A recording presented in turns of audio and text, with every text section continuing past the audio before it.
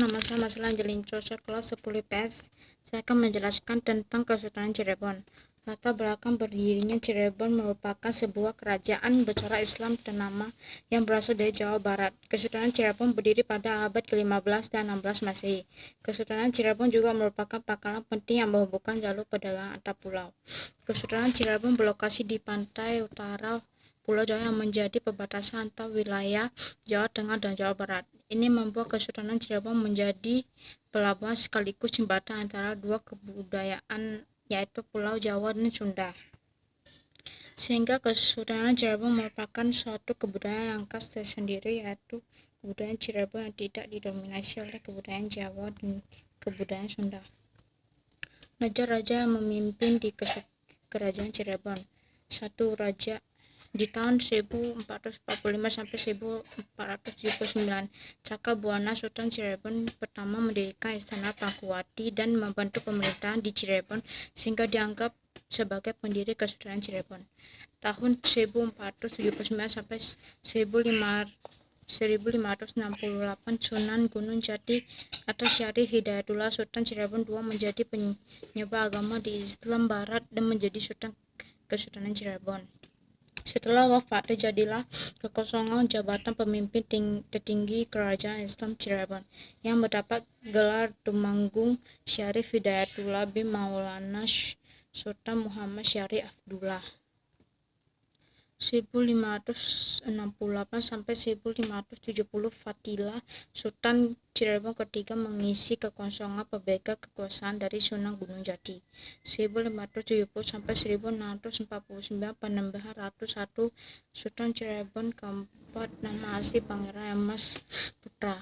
1649 sampai 1677, Panembahan Ratu II Sultan Cirebon kelima, nama asli Pangeran Rasmi atau Pangeran Kaling.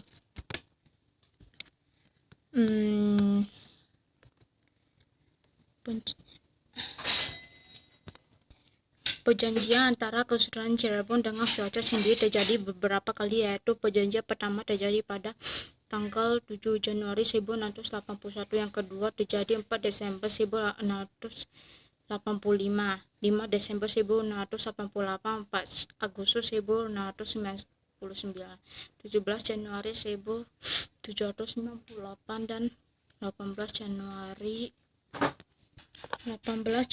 1752. Perjanjian pertama terjadi pada tanggal 7 Januari 1681. Berisi pengakuan bahwa Gubernur Jenderal dan Dewa Hindia mengakui keberadaan 3 raja di Cirebon.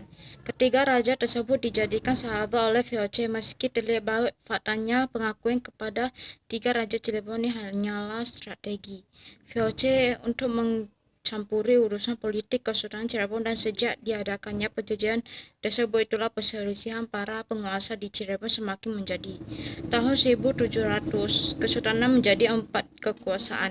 Selain Kasepuhan dan Kanoman, terdapat juga Kesultanan Kacirebonan di bawah Pangeran Arya Cirebon dan Kaprabonan atau Panembahan di bawah Cirebon. Arya Cirebon dan Kaprabonan di bawah Pangeran Waseketa. Sejak itulah perdagangan internasional yang melalui pelabuhan Cirebon resmi dikuasai oleh VOC. VOC berhasil memonopoli segala hasil bumi Nusantara yang melalui Cirebon.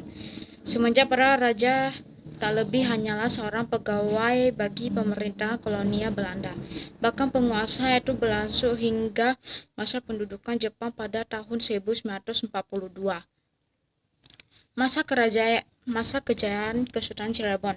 Kerajaan Cirebon berada pada puncak kerajaan ketika dipimpin oleh Syarif Hidayatullah. Syarif Hidayatullah putra wanita asal Galuh Carubon, yaitu Nalara Santang, adik dari Pangeran Cakabuana, pemimpin Caruban yang menikah dengan Mawana Sultan Muhammad. Ketika Syarif Hidayat berusia 20 tahun, ia pergi ke Makkah berguru kepada Syekh Tajamunah Al-Ubri. Di sini ia tinggal selama 2 tahun. Setelah tamat dari Syekh Tajamuddin, kemudian Syarif Hidayat meneruskan pelajaran kepada Syekh Athaillah Syajali, masih di Makkah selama 2 tahun. ketika Cirebon mengalami kejayaan pada masa Syarif Hidayatullah sudah tidak diragukan lagi karena pengalaman ilmu yang didapat sangat luar biasa. Itu dapat kita lihat dari dia mempunyai 2 guru yang besar di Mekah. Syarif Hidayatullah juga pernah belajar tawasuf di Baghdad. Beliau belajar tawasuf selama 2 tahun.